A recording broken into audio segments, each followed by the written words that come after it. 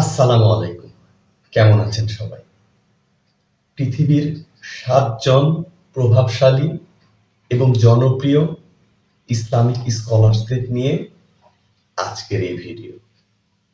যদিও একটি ভিডিওতে সবার সম্পর্কে ডিটেইলস বলা কিংবা আলোচনা করা সম্ভব না।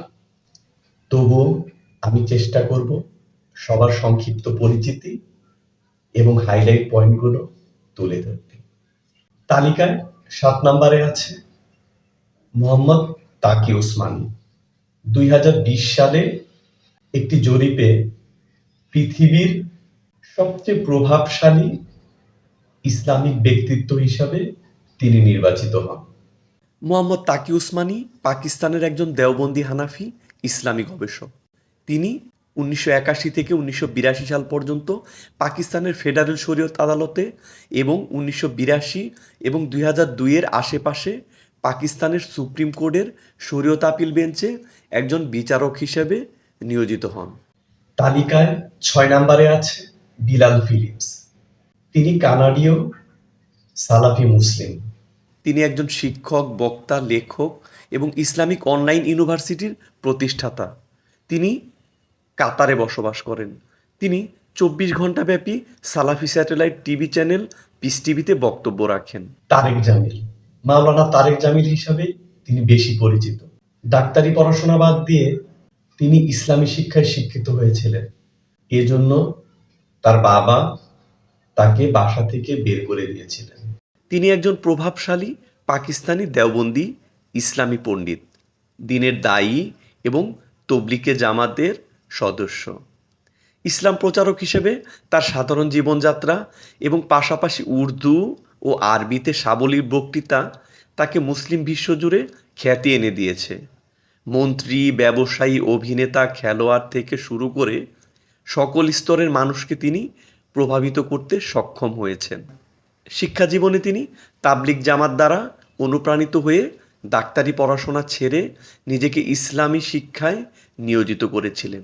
ধর্মপ্রচারের পাশাপাশি সমাজসেবা ও শিক্ষায় অবদানের অংশ হিসেবে তিনি মাওলানা তারিক জামিল ফাউন্ডেশন, জামিয়া আল হুসাইনিয়া মাদ্রাসা ও মিম একাডেমি প্রতিষ্ঠা করেন। ইউসুফ এস্টেজ ১৯৯১ সালে খ্রিস্টান ধর্ম থেকে মুসলিম ধর্মে তিনি ধর্মান্তরিত হন। ইউসুফ এস্টেস একজন আমেরিকান মুসলিম যাজক। তিনি ১৯৯০ সাল থেকে যুক্তরাষ্ট্র কারা ব্যুরো নামক প্রতিষ্ঠানের যাজক ছিলেন। তিনি ২০০০ সালের সেপ্টেম্বরে জাতিসংঘে অনুষ্ঠিত জাতিসংঘের বিশ্ব শান্তি সম্মেলনে ধর্মীয় নেতাদের মধ্যে মুসলিমদের প্রতিনিধি ছিলেন। ৩ নম্বরে আছে মুফতি মেনক। ডক্টর ইসমাইল ইবনে মুসা মেঙ্ক। তিনি মুফতি মেঙ্ক নামে অধিক পরিচিত। তিনি একজন মুসলিম শিক্ষাবিদ, ইসলাম প্রচারক ও বক্তা।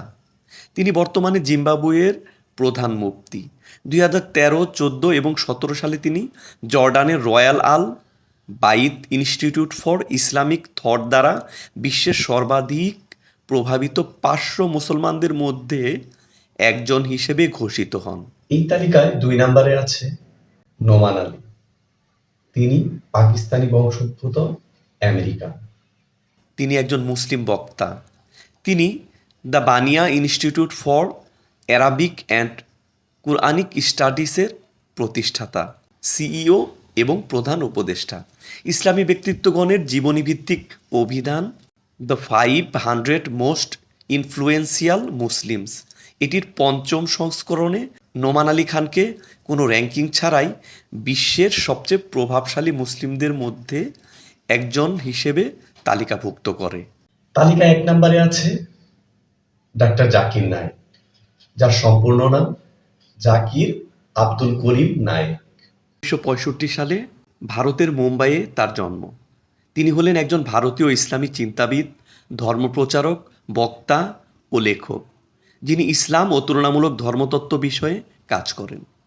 তিনি অলাভজনক প্রতিষ্ঠান ইসলামিক রিসার্চ ফাউন্ডেশনের প্রতিষ্ঠাতা, যেটি পিস টিভি নেটওয়ার্ক পরিচালনা করে থাকে, যার মাধ্যমে তার বক্তৃতা প্রায় ১০ কোটি দর্শকের নিকট পৌঁছে যায়।